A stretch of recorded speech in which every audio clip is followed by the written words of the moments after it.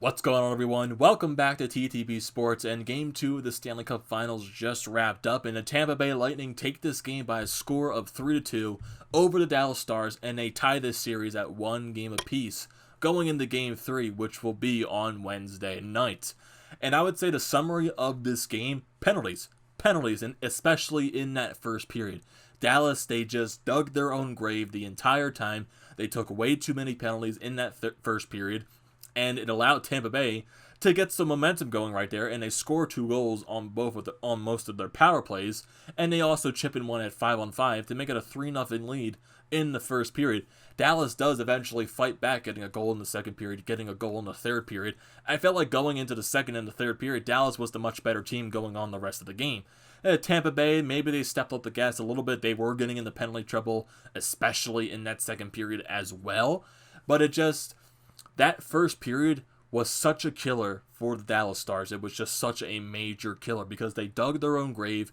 They just gave Tampa Bay so many power plays, so many penalties, just taking one right after the other. And it allowed Tampa Bay to carry so much momentum in that first period, and they score on two of their power plays in that first period. One, they score off of a Joe Pavelski trip, and it's Braden Point with a nice pass from Nikita Kucherov. He's in the slot. It's not a fastball. It's a little bit of a changeup right there. And Anton Khudobin definitely was expecting more of a harder shot right there. It kind of flutters in past him. And it's a 1-0 Tampa Bay lead on that goal from Braden Point. Assist goes to Nikita Kucherov and Victor Hedman.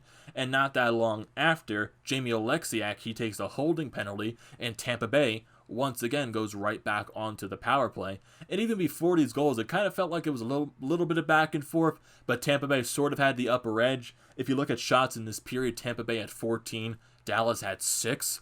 So this period favored Tampa Bay a lot more, just because Dallas gave them so many penalties. And on this ensuing power play from the Jamie Oleksiak hold, it's a goal by Andre Palat, where he's wide open in the left circle, and he has a wide open net to shoot at, and he's not going to miss that. He puts it right in there, and it's a 2-0 Tampa Bay lead. Assist on that Palat goal go to Nikita Kucherov and Victor Hedman once again. And definitely not that long after this power play goal was scored. This was under a minute. And it's still Tampa Bay. They're still pressing into the Dallas zone. They're making their forecheck noticeable, and it goes by a face-off win. And then you get a little bit of a hit by Rupe Hintz on the boards right there, and the puck ends up on the stick of Kevin Shattenkirk, and he takes the shot from the point, goes by Anton Khudobin. He can't see the puck whatsoever, and it's a 3-0 Tampa Bay lead. Assist on that Shattenkirk goal go to Coleman and Cirelli. So in a span of under 5 minutes, Tampa Bay already has a 3-0 lead halfway into this first period, going into the first intermission. And the question is, going into the second period right now for Dallas, does Anton Khudobin get pulled? And that was going to be the question mark, because you've seen a lot during these playoffs too, when teams go on these like wide outspurts of goals right here. Does the coach decide to pull the goaltender going into the next period to try to wake up the team a little bit? Because it just felt like Dallas just didn't have that extra step. They didn't have that extra gear to hit in that first period. And that's also why they were taking so many penalties after penalties after penalties. It just felt like they were always one step behind. And that's why they were taking so many penalties. And Tampa Bay, they took advantage of that. They took their power plays. They didn't score any of them in Game 1. They take advantage of these ones, and they score on 2 out of their 4 power plays in this entire game. And they take a 3-0 lead into the first intermission. And Dallas, they stick with Anton Khudobin in the net for the second period. And Dallas, they play a much better second period. And for Tampa Bay, it kind of does feel like they stepped off the gas just a tiny bit, because in this period, it was Tampa Bay getting into the penalty trouble. They were giving Dallas so many power plays in this second period. Dallas does eventually score off of one of those power plays. It doesn't come until later in the second period, but Dallas, they're having chance after chance after chance, and Andre Vasilevsky is there to make the save. So we go to, with a Joe Pavelski breakaway, Andre Vasilevsky stops that. There's a little bit of a 2-on-1 action. Vasilevsky stops that. And we do get that ensuing power play. Even though Dallas has a couple power plays before this, they can't score on it, but they eventually get this one. It's a Palat slash.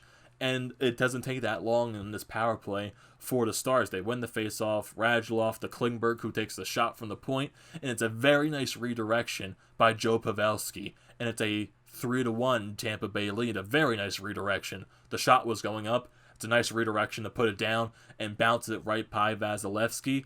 And Dallas, they have some life right here. They're getting chances. Tampa Bay does get a chance more towards later in the end of this period. Pat Maroon has somewhat of a breakaway right here. He can't get a shot off, and he does get a goaltender interference because he loses the puck, and he still runs into Anton Khudobin. And that does start a little bit of a squirm right here. And Dallas does get a power play right after that. They can't score off of it. But Dallas, they have all the momentum right here. They're playing like the more better team in the second period. It's just sadly they're down in this game 3-0 just because of how poorly they played in the first period. And then we go into the third period. I would say this is more evenly paced. This was more of an evenly paced third period. Dallas does make it a 1-goal game, and it's a very nice setup goal right here. Radulov hands it over to Klingberg, and then Klingberg brings it up the right side of the offensive zone, and he puts a little bit of a pass action right here, and you got Matthias Janmark, who has a nice redirection right here. Somehow he sees this puck when he's getting tied up by the defender right there, and he puts it right by Vasilevsky, and it's suddenly a 3-2 game for Tampa Bay. Tampa Bay is only up by 1 goal. The assist on that Janmark goal go to Klingberg and Radulov. And there's also a little bit of a chance for Tampa Bay going the other way. It looks like Tampa Bay does score a 4th goal going into the zone, but it turns into a offside call. Sergachev, he takes the shot, it goes in, but if you look at the replay right there, they definitely brought it in offside, and the goal definitely does get waved off because it was an obvious offside call. But just, it didn't feel like Dallas, after that goal, they definitely had their chances. Jamie Benn had an amazing chance right here in the slot. He just, I don't know how the hell he missed the net. He either missed it wide, Vasilevsky got a stick on it, got a blocker on it, got something on it. I have no idea how Jamie Benn misses the net. It amazes me. And a little bit of background before this game, I decided to put a bet on DraftKings right here for this game. I put the over-under for the goals in this game to be under 5. Didn't win that bet, obviously, because there was exactly 5 goals in this game. Don't lose any money. I don't win any money, so I guess I'm fine with that. But I did take the risky bet right here because the money line favored Tampa Bay in this game. But I decided to go with the riskier bet with Dallas. Maybe try to win a little more money right there. And it didn't turn out in my favor. It definitely didn't. And just going through this entire game, every time Tampa Bay scored, I was like, damn it. And the swear words just kept getting louder, and just sounding more and more frustrated. But I was still having fun watching this game. I was just getting that little bias right there because I wanted Dallas to win so I could win my damn bet. But it didn't happen. I did win some money in the end, too, because I also betted on the Raiders beating the Saints today in Monday Night Football, so I got a little bit of money right there. But back to the game at hand. It just felt like after that Janmark goal, besides that Ben chance, it didn't feel like Dallas had as many chances that they had in the second period. Tampa Bay, they played a very nice defensive game in that third period. It just felt like Dallas just didn't have that extra gear once again. It just didn't feel like they could do much, especially towards the end of that period. Tampa Bay, they were just playing amazing shutdown hockey, especially like with 5, 4, 3 minutes left in this period, with Dallas trying to pull Khudobin to try to get that extra attacker out there.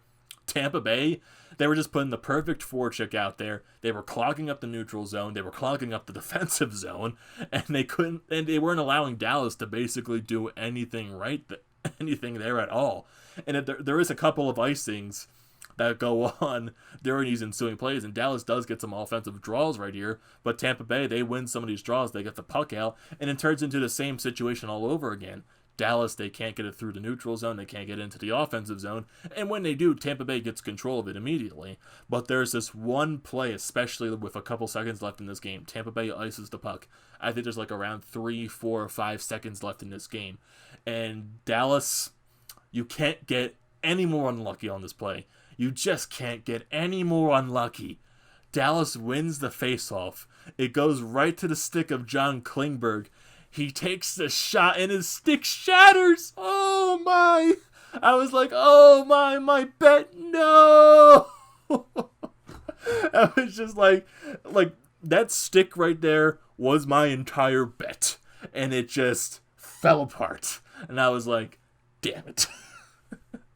And And you definitely felt from the Dallas fan base right there. Like, if Klingberg if his stick didn't break and he got that shot off, you never know what would have happened right there. He could have tied the game. The shot could have got blocked.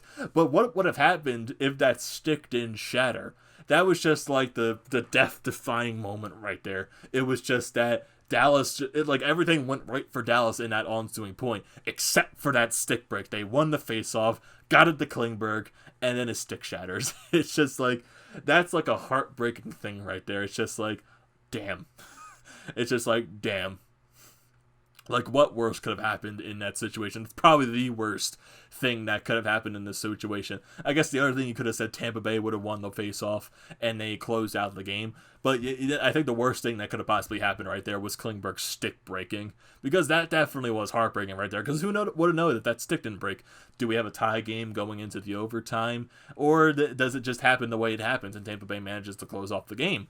But still, an exciting game nonetheless. Both of these games were far from not exciting. They were very exciting indeed, especially that first period, Tampa Bay dominating with those power plays, Dallas putting themselves in a terrible hole, having to come back in this game. They do draw it in within one goal, but I feel like from Dallas's standpoint, and that comes to the same point that I brought for Tampa Bay in in the other game, Dallas needs to score on more of their power plays.